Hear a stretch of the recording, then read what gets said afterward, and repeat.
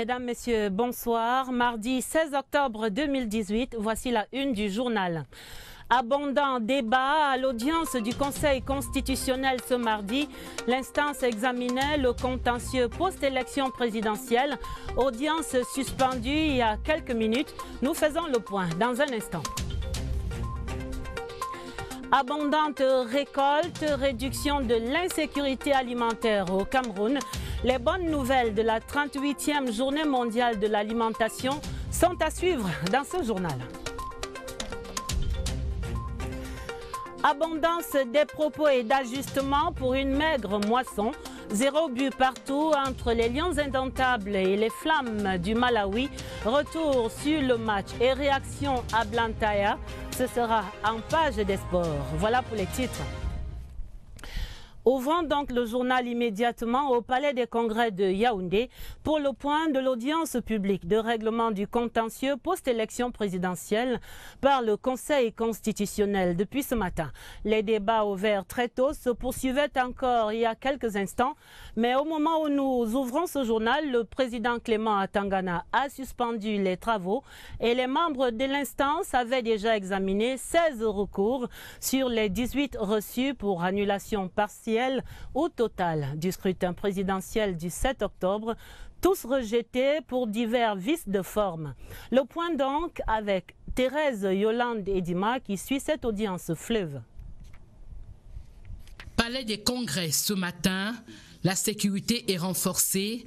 Dans la salle d'audience, on s'installe, on échange en attendant l'arrivée du Conseil constitutionnel. En bonne place dans le pléthore, les avocats des partis mis en cause, à savoir le RDPC et les CAM, et les avocats de Maurice Kamto, dont l'entrée en salle suscite une certaine agitation.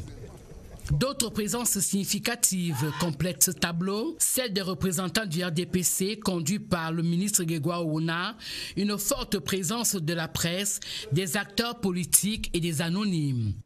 Il est 11 h lorsqu'une sonnerie annonce l'entrée en salle des membres du Conseil constitutionnel, avec à leur tête le président Clément Atangana.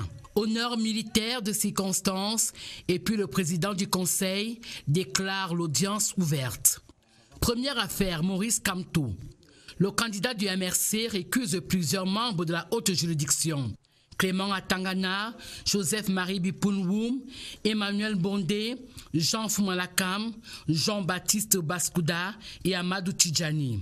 Aux uns et aux autres, ils reprochent leur appartenance ou leur proximité avec le RDPC et avec le président sortant. L'autre grief porte sur la suspicion légitime. Maurice Kamto soupçonne les membres du Conseil d'impartialité, ce qui influencerait leur décision. Le Conseil suspend l'audience pour délibérer. Le verdict tombe, la requête du candidat du MRC est déclarée irrecevable faute de qualité. C'est même une récusation qui aurait dû se faire un peu plus tôt parce que le commun des mortels se demande. C'est le même Conseil constitutionnel qui a validé, n'est-ce pas, les dossiers de candidature à la présidentielle. Quand ce Conseil a validé donc leur candidature, il n'y a pas eu de problème. Autre affaire, les 14 recours de Bertin Kissop, détenu à la prison principale de Yaoundé et demandant l'annulation du scrutin dans toutes les régions du Cameroun, sont déclarés irrecevables pour défaut de qualité. L'intéressé n'ayant pas pris part à l'élection présidentielle du 7 octobre 2018. Rejet également du recours du révérend Gaban Midana Rigobert Aminou qui demandait l'annulation et la reprogrammation du scrutin pour n'avoir pas pu voter alors qu'il avait sa carte d'électeur. Le candidat Cabral Libi Linguengue, représenté par ses avocats et qui demandait l'annulation totale du vote, sera également débouté. Sa requête sera jugée irrecevable pour avoir été déposée hors délai, c'est-à-dire 73 heures après la clôture du scrutin au lieu de 72 heures, selon l'article 133 du Code électoral. La deuxième affaire, Maurice Kamto, portant annulation du scrutin dans 7 régions du Cameroun, a été appelée à 16h50. Après de longues heures de plaidoirie, l'audience a été suspendue par le président Clément Atangana. Les débats vont reprendre demain, mercredi à 9h30. Je vous le disais donc tout à l'heure, il était 20h30. Le président Clément Atangana a suspendu l'audience qui va reprendre, vous venez de l'entendre, demain, mercredi, à 9h30. Question maintenant, que prévoit la suite du processus électoral après cette audience publique du Conseil constitutionnel qui va certainement s'achever donc demain? Les voies possibles après l'examen des 18 recours sont tracées ici par Séverin Alégambélé. À la suite des débats de ce mardi au Conseil constitutionnel, le processus électoral va devoir franchir d'autres étapes telles que prévues par la loi. Les décisions du Conseil constitutionnel relatives aux opérations électorales n'étant, comme on le sait, susceptibles d'aucun recours parce qu'il s'agit ici d'une autorité suprême. Et la prochaine étape attendue, c'est la proclamation des résultats de l'élection présidentielle. Si l'issue de ces contestations est favorable aux requérants, c'est-à-dire le Conseil peut soit annuler partiellement ou totalement l'élection. Si c'est partiellement et que cette annulation a une incidence sur le résultat de l'élection, évidemment, nous sommes dans le cadre d'une annulation totale. Cette annulation conduit à l'organisation de nouvelles élections dans un délai de 20 à 50 jours, à compter la décision du Conseil constitutionnel annulant le scrutin. Si donc les recours formés par les partis et les différents candidats ne prospèrent pas, le Conseil va proclamer les résultats. Ayant proclamé un nouveau président élu, ce nouveau président doit donc entrer en fonction par le mécanisme qui est la prestation de serment, qui est l'engagement solennel du nouvel élu à respecter la Constitution et à être le président de tous les Camerounais. La publication des résultats et l'entrée en fonction du président de la République élu, matérialisée par la prestation de serment, permettront une fois encore de voir le Conseil constitutionnel en activité. En effet, le président de l'Assemblée nationale reçoit le serment du président de la République élu devant le peuple camerounais, en présence des membres du Parlement, du Conseil constitutionnel et de la Cour suprême réunis en séance solennelle. Sur cette présidentielle du 7 octobre 2018, la Commission nationale des droits de l'homme et des libertés s'exprime pour relever l'excellente campagne électorale menée par les 9 candidats. Elle félicite tous les citoyens qui ont exercé librement leurs droits et devoirs civiques en choisissant celui qui va diriger le pays pour les 7 prochaines années. La Commission note avec satisfaction que le scrutin s'est déroulé dans la paix sur l'ensemble du territoire national. Malgré quelques incidents isolés dans certains bureaux de vote, essentiellement dans les régions du nord-ouest et du sud-ouest, la Commission appelle tous les acteurs du processus électoral en cours au respect de l'état de droit et des principes fondamentaux qui régissent les élections au Cameroun. Ce communiqué de presse est signé de Chemouta Divine Banda, le président de la Commission nationale des droits de l'homme et des libertés. Et sur ce même sujet, face à la presse ce mardi à Yaoundé, le collectif des motos-taxis du Cameroun qui dit non à la manipulation et appelle à la paix décrite comme valeur suprême de leur code de conduite. Je vous propose d'entendre le président de ce collectif des motos-taxis du Cameroun, Bertin Mathieu Fodjo, dans un extrait sélectionné par Étienne Pascal Azégué. Notre déclaration, c'est pour informer l'opinion publique nationale et internationale que la déstabilisation de notre pays ne passera pas par les motos-taximans et que chaque moto-taximan devienne le gardien de son pays. Et que pour le moment, tous ceux qui sont en train de demander que les transporteurs descendent sur la rue, ils ont envoyé leurs enfants en Europe. Et les motos-tassimans, c'est grâce à leurs motos qui cherchent de quoi nourrir leur famille. Et c'est pour ça que nous disons non à la déstabilisation de notre pays. Nous regardons dans la même direction, tous les camarades, nous sommes connectés. C'est le même patois que nous passons depuis l'autre jour à nos camarades motos-tassimans. C'est-à-dire de ne pas s'adhérer derrière les manipulateurs. Dans cette même veine, voici la réaction de 10 chefs traditionnels du littoral et du centre. Ils sont porteurs du message, disent-ils, des ancêtres à la nation camerounaise, message pour le maintien de la paix au Cameroun. Ils étaient réunis ce jour même à Yaoundé en session extraordinaire. Ce sont les Bambombok Bassa Batimpo. qui invite les citoyens camerounais à se garder de toute action visant au désordre et à la guerre. Suivant cet extrait sélectionné par Elvire Nina Galim. Reçu est de nous lever pour subjuguer tout et conjurer tout mal qui peut se mettre sur la route du Cameroun pour gâter le Cameroun. Et les Bambombok sont sortis de leur réserve avec leur pouvoir séculaire pour dire non à la haine, non à la division, non au tribalisme, non à la stigmatisation, non à la guerre, non au désordre. Oui pour un Cameroun uni, engagé ensemble pour améliorer leur quotidien et pour engager le Cameroun, comme le disait notre déclaration, dans un futur de paix. Le porte-parole des Bambombok Bassa Batimpo pour la paix au Cameroun. Tout à fait autre chose à présent dans l'actualité. Ce 16 octobre est 38e journée mondiale de l'alimentation. Pour le thème, la planète appelle à agir pour l'avenir et affirme que la faim zéro en 2030, c'est possible. Au Cameroun, le gouvernement annonce à cette occasion une nette régression de l'insécurité alimentaire, même si l'équilibre reste précaire dans certaines régions. Voici l'état des lieux dressé par Étienne Pascal.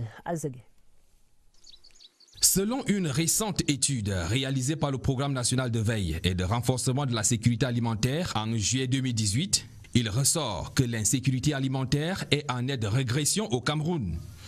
Toutefois, la situation reste préoccupante dans certains départements des régions de l'extrême nord, du nord-ouest et du sud-ouest. Environ 15,4% de la population camerounaise souffre de la faim. Le rapport de la revue stratégique de la sécurité alimentaire et de la nutrition au Cameroun, qui donne ce pourcentage, indique aussi que 31,7% des enfants de moins de 5 ans souffrent de malnutrition. Au vu de ces statistiques qui s'avèrent non négligeables, le gouvernement du Cameroun souhaite garantir un accès à une alimentation sûre, saine et de façon permanente à ses citoyens. Pour ce faire, il encourage le partenariat public-privé, la promotion d'une agriculture durable. Autre initiative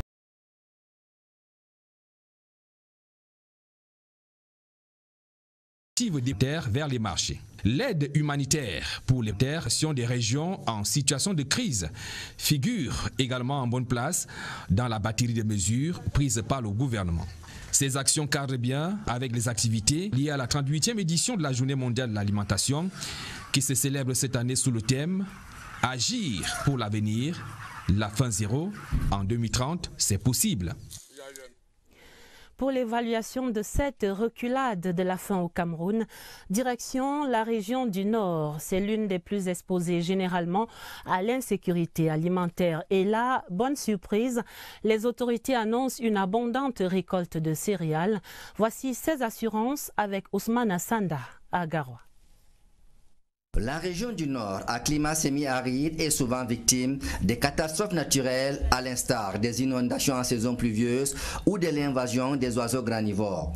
Des calamités qui compromettent la production agricole. Malgré tout, les populations de cette zone considérées sensibles mangent à leur faim grâce à la bonne pluviométrie enregistrée l'année dernière. En 2017, nous avons enregistré une bonne précipitation et une meilleure répartition spatio-temporelle des précipitations. Ces conditions favorables ont permis la production d'environ 900 000 tonnes de céréales pour un besoin de la région estimé à environ 500 000 tonnes. Un sac de maïs qui coûtait 16 000 coûte actuellement entre 9 et 12 000. Les céréales telles que le maïs, le mil, le niébé, l'arachide entre autres sont donc disponibles à des prix accessibles sur les marchés pour le grand bonheur des consommateurs. Les prix ne sont pas vraiment trop chers. Bon, pour le moment, on trouve que c'est moins cher parce qu'il y a les taches d'arachide à 500 francs. Et concernant les haricots, il y a les verts qu'on vend à 150 dans les verts. Il y a aussi les tasses qu'on vend à 800.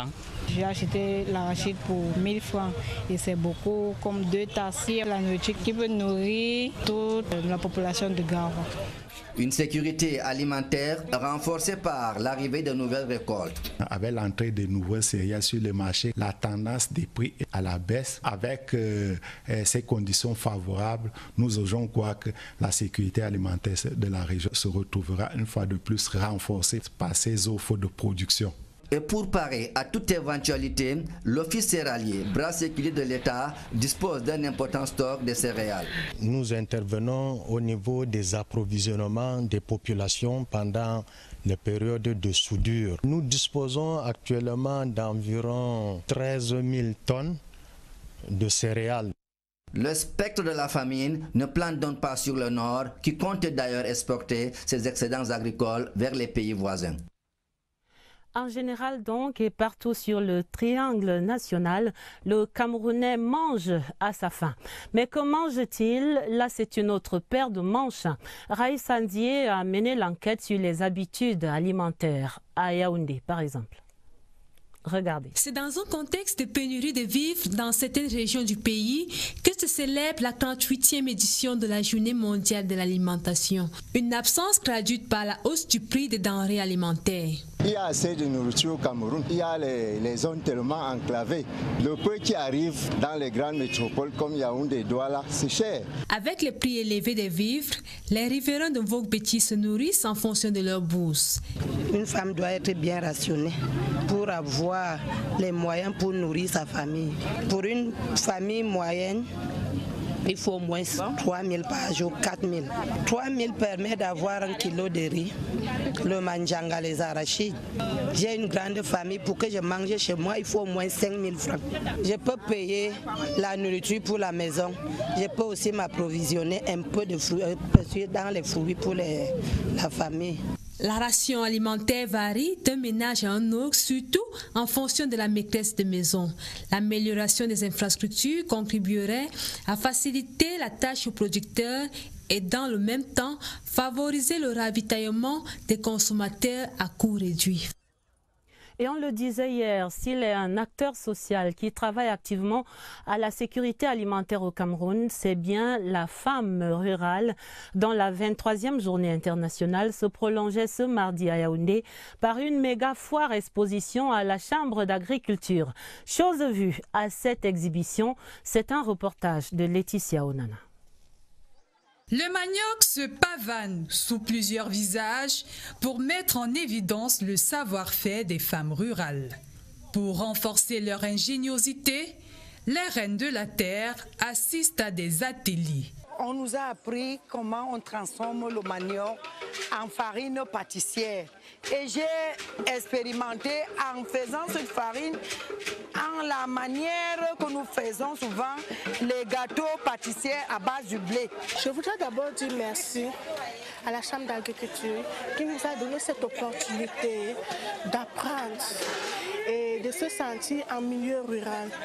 Nous avons appris à faire le tapioca. Avec le manioc, nous pouvons faire le tapioca, nous pouvons vendre, nous pouvons préparer le couscous, nous pouvons faire l'amidon pour bien laver nos habits.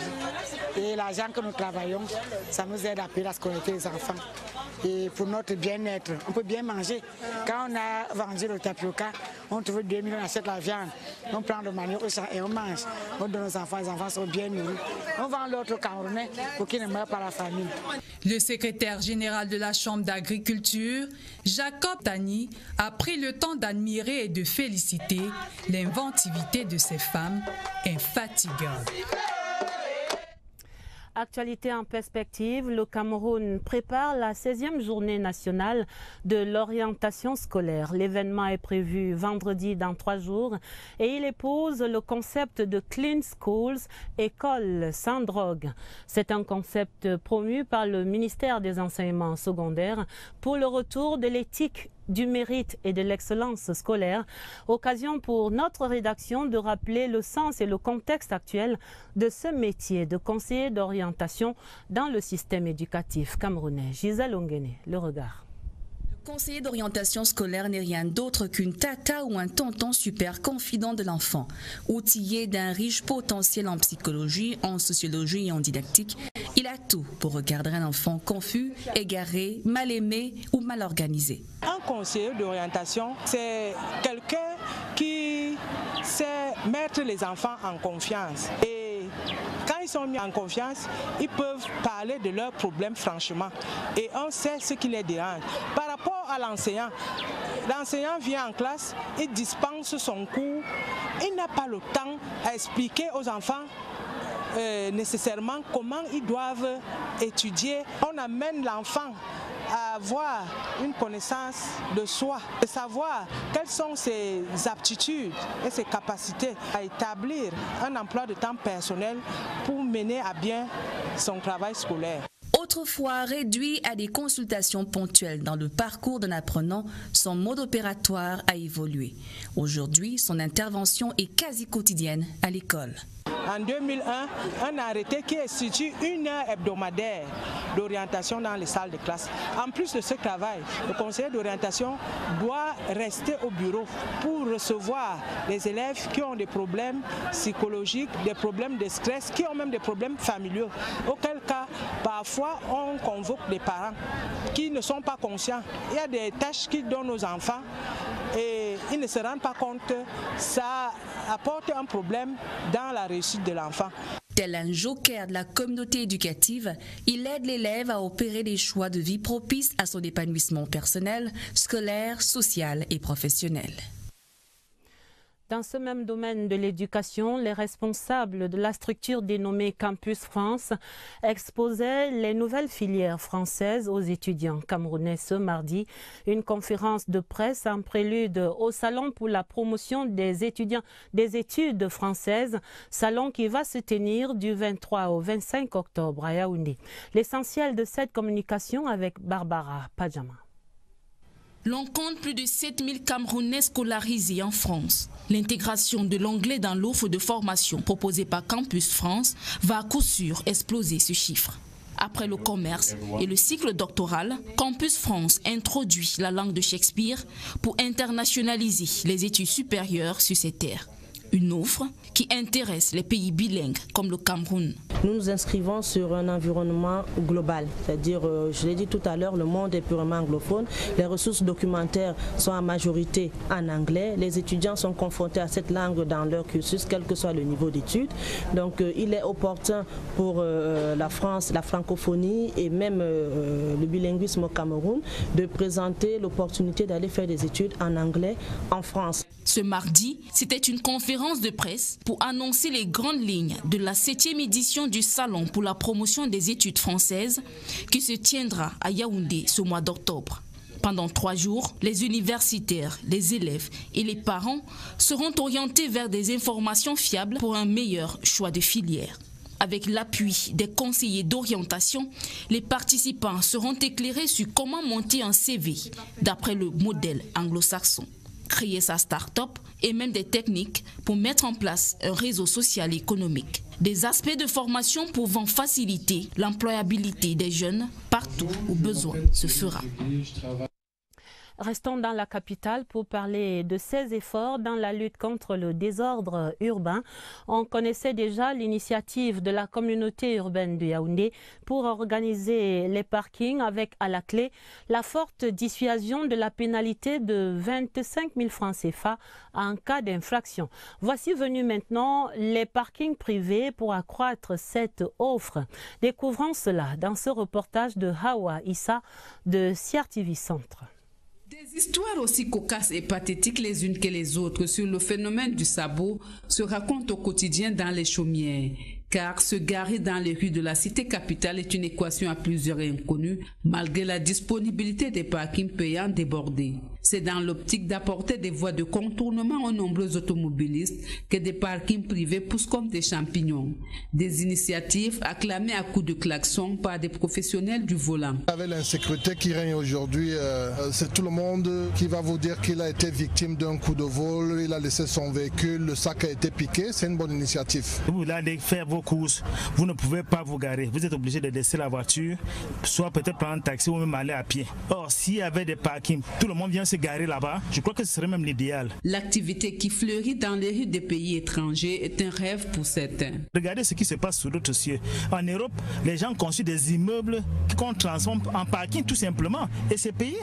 Mais pourquoi est-ce qu'on ne peut pas faire ça chez nous pareil? Le coût pratiqué dans ces parkings privés est jugé dérisoire compte tenu de la sécurité du véhicule qui reste une garantie. S'il faut payer 500 francs, 200 francs pour que son véhicule soit sécurisé, ça n'a pas de prix. L'activité génératrice de revenus n'a pas été éclairée par les phares des véhicules à cause du mutisme des patrons. Mieux vulgarisé, les parkings privés pourront ouvrir des portes à d'autres formes d'économie, peut-être demain une nouvelle activité commerciale dénommée exploitant de parking. On attend de voir cela. Reparlons à présent de la 10e journée mondiale du lavage des mains. C'était hier 15 octobre et à l'occasion, la faculté de médecine et des sciences biomédicales de Garoua dans le Nord a organisé des séances de sensibilisation dans les établissements scolaires de la région. Objectif, prévenir et même éradiquer le choléra et d'autres maladies liées à l'hygiène des mains. Le récit à Garoua, Djouleka Oumaro. Avec leurs seaux en main, des bouteilles d'eau potable et du savon, ils ont sillonné au total 14 établissements secondaires et primaires de la ville de Garoua. Partout où ils sont passés, ces étudiants de la faculté de médecine et des sciences biomédicales de Garoua, Satel a expliqué clairement les 7 étapes de lavage des mains. Des espaces interdigitaux comme ceci. L'étape consiste à laver les pouces. De mobiliser les habitants de notre région par rapport à l'hygiène des mains. Parce que nous le savons, dans cette région, l'hygiène des mains est primordiale parce qu'on sait qu'il sévit le choléra. Le choléra, nous savons, c'est une maladie des mains sales. Lorsque un germe est déjà sur nos mains, on peut facilement contaminer ça à nos proches. Des explications qui suscitent par là l'adhésion des élèves. Ce que moi j'ai retenu, je vais aussi aller partager avec mes petits frères et les grands frères au quartier, même les grands-mères. L'objectif de toucher les corps des jeunes est donc atteint. Les 98 étudiants volontaires de la nouvelle faculté de médecine et des sciences biomédicales de Garoua entendent de poursuivre dans les jours à venir la sensibilisation plus large dans les zones rurales afin de vulgariser la méthode de lavage des mains. Une mesure d'hygiène plus simple et plus efficace pour prévenir de nombreuses maladies, à l'instar du choléra qui porte encore ses menaces dans le Nord. Le coup de pouce du pari mutuel urbain du Cameroun aux populations de Sombengue dans la Sanaga maritime. L'entreprise vient en effet de rénover et d'équiper le centre de santé de la localité, en plus d'un don d'un forage d'eau potable. Coût total du don, 15 millions de francs CFA. La cérémonie de réception de ces dons racontée ici par Rufin Kacham de Sierre-TV Littoral. En première ligne des actions en faveur de la santé et du bien-être des populations de Sombengue, le pari mutuel urbain camerounais. L'entreprise citoyenne met à leur disposition ce forage à pompe manuelle de 70 mètres. Fidèle à sa politique, placer l'homme au centre de ses priorités, cet acteur de générosité et d'humanisme réhabilite et équipe par la même occasion le centre de santé intégré de la localité, pour un coût total de 14 millions de francs CFA. Pour le maire, le CSI de Sombengue a gagné gros. Élite, personnel de santé et autorités saluent cette action sociale, fruit du partenariat public-privé, qui va à coup sûr améliorer la carte sanitaire de Sombengue. Cette réhabilitation du centre de santé de Sombengue et c'est important donc en matériel et également ce dont en forage qui va largement soulager nos populations. Il s'agit là d'un acte de cœur d'une société qui vient en aide aux populations locales et nous pensons que cette amélioration du plateau technique va permettre également un rehaussement de la qualité des soins. Ce don du PMUC, constitué entre autres de lits et tables d'accouchement, moustiquaires, panneaux solaires et frigos, mais surtout la réhabilitation de la maternité, des salles de soins et d'hospitalisation, entre dans le cadre de ces engagements sociaux à travers le triangle national. Près de 80 millions qui ont été donnés en matériel et en en forage à des formations hospitalières dans tout le Cameroun, dans beaucoup d'hôpitaux, à Garoua, à Maroua, à Bana, et cela entre dans le cadre de notre partenariat avec l'État du Cameroun. Le centre de santé intégré de 6e catégorie de Sombengue, aujourd'hui totalement rénové, a besoin de nouveaux comportements et de bons résultats, va recommander aux bénéficiaires Fris Dikos Oseme, le préfet de la Sanaga maritime. Du football en page des sports avec ce match nul 0 but partout entre les Lions indomptables du Cameroun et les Flammes du Mali au terme de cette 4e journée des éliminatoires de la CAN 2019. Et malgré ce score de parité, le Cameroun demeure en tête de la poule B avec 8 points. Avant d'aller voir les réactions à Blantyre, Jean-Cyriac Bessé refait pour vous le match. Le Kamuzu Stadium de Blantyre n'a pas souri aux Lions indomptables du Cameroun ce mardi. 4 jours seulement après le face-à-face victorieux de Yaoundé, l'équation des Flammes du Malawi s'est avérée difficile à résoudre pour les hommes de Clarence Seedorf. Une première manche très pauvre en occasion franche de but, marquée tout de même par quelques rares tentatives portées par la doublette d'attaque Jacques Zoua et Joël Tadé. Aïe aïe aïe, Jacques Les locaux, motivés par le 12e homme, se sont également montrés percutants de manière sporadique. Heureusement, ballon perdu pour les Flammes du Malawi.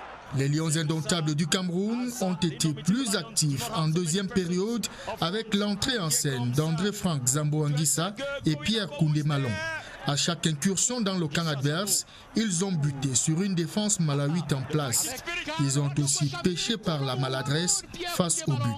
Au terme des débats relativement équilibrés, Lions indomptables du Cameroun et Flammes du Malawi se séparent sur un score de parité de 0 but partout. Au classement dans la poule B, le Cameroun reste dans le fauteuil de leader avec 8 points, suivi du Maroc, 7 points. Les Lions de l'Atlas, auteurs d'un match nul, 2 buts partout, face aux Comores, dans l'autre match de la poule B. Allons à présent au Malawi, à Blantyre, la capitale, pour retrouver notre envoyé spécial, Serge Fouasgué, qui a recueilli pour vous quelques réactions d'après-match. Nous avons adversaire à Cameroun. C'est un match difficile. Nous avons joué pour l'égalité, pour jouer 1-1, pour un draw. C'est pas marché, mais le résultat n'est pas bien à Cameroun, mais la prestation de manière de jeu, de discipline tactique, c'est très bien à vendredi semaine passée. Mais aujourd'hui, à la maison, avec le public ici, avec le stade, avec une beau grande histoire de match contre le grand pays, c'est un match avec aussi une présence pour l'équipe à la public de Malawi. Et j'espère, je trouve, c'est un succès de notre jeu, de manière de jeu. Et le futur, c'est pour les jeunes joueurs. C'est vrai qu'on voulait rentrer avec les 3 points. On a travaillé pour tout faire, mais on savait que les conditions devaient être difficiles, mais ce n'est pas une excuse pour nous. On a bossé tous ensemble, on a tenu le match. Là, il y a eu des occasions, les occasions, on n'a pas su les mettre dedans. Ça reste un match de football, voilà, c'était du 50-50. Voilà, maintenant on va travailler pour pouvoir gagner le reste des matchs et rester premier de notre poule, parce que c'est l'objectif. La CAN Total Cameroun 2019 qui se prépare activement sur le plan sécuritaire et également. Ce mardi, le ministre des Sports et de l'Éducation physique présidait une réunion d'évaluation sur ces aspects sécuritaires et réunion en prélude à la mission sécuritaire de la CAF prévue au Cameroun dans une dizaine de jours. Je vous propose d'écouter le ministre Bidong Pat sur ce sujet.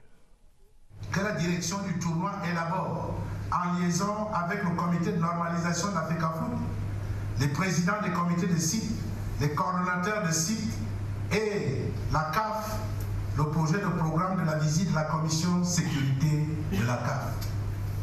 Que les membres de la commission accueil et hébergement du COCAM prennent toutes les dispositions relatives aux procédures consulaires en vue de la délivrance des visas à l'arrivée de l'eau haute et qu'ils prennent également toutes les dispositions nécessaires pour les diligences garantissant un accueil digne à nos hôtes. Aux responsables qui seront désignés pour l'organisation et le déroulement des 2 missions projetées par la CAF, que les équipes techniques compétentes prennent en charge pour un encadrement de proximité les responsables des infrastructures et activités concernées par la prochaine mission de la CAF. Au directeur des affaires générales, que le directeur des affaires générales prenne toutes les dispositions concernant tous les aspects logistiques, transport, hébergement, etc. à propos des 2 missions. Préparation de la mission de la... Le ministre des Sports et de l'Éducation physique dans un extrait sélectionné ce mardi par Joseph Gouet à Manding. Et voilà qui met un terme à ce 20h30 pour l'essentiel à retenir. Retenez donc que l'audience publique de règlement du contentieux post-électoral ouverte ce mardi a été suspendue tout à l'heure. Il était 20h20. Les débats vont reprendre demain à 9h au Palais des Congrès de Yaoundé. La 38e journée mondiale de l'alimentation célébrée ce mardi avec des assurances quant à la sécurité alimentaire au Cameroun. Et puis, Lions indomptables du Cameroun et les Flammes du Malawi, 0 but partout. Un match nul qui maintient cependant le Cameroun à la tête de sa poule, la poule B. La fin du 20h30, préparée avec la collaboration de Étienne Pascal Azégué et de Stéphane Zembomon, le stagiaire de l'ESTIC. Vous aurez d'autres informations sur cette antenne lorsqu'il sera minuit en compagnie de Jean-Cyriac Bessé et de Patricia Lebam-Tuxon. À retrouver juste après ce journal la rediffusion de ce match Cameroun-Malawi, 0 but partout, vous le savez déjà. Et vous pouvez revoir ce journal et toutes les éditions d'information de CRTV News sur notre site internet www.crtv.cm. CRTV News à voir également sur le canal télé 394. Très belle soirée sur la CRTV et à demain 20h30.